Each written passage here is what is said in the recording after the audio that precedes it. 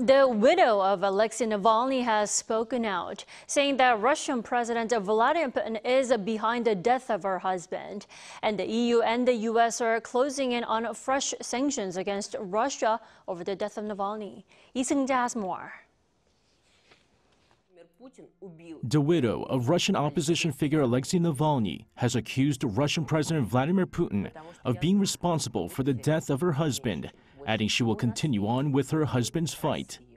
In an 8-minute video posted on her late husband's social media platforms, Yulia Navalnaya on Monday said the Russian leader killed the father of her children and took away the most precious thing.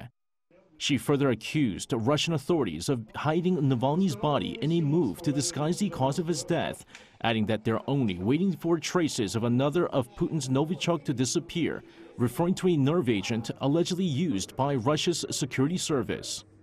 The EU is now looking into fresh sanctions against Moscow over the death of Putin's critic. Germany, Lithuania, and Sweden were among EU nations calling for specific new penalties against Russia.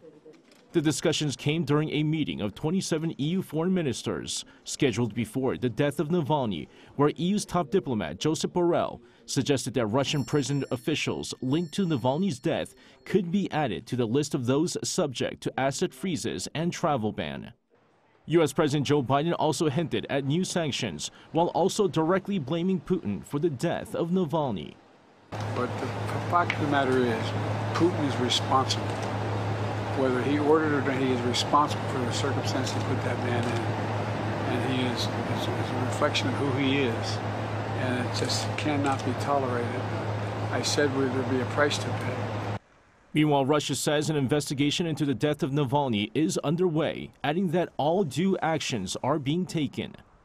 The Kremlin added that any accusation against its president is both rude and gross, as there is no information on the cause of death. Seung-jae, Arirang News.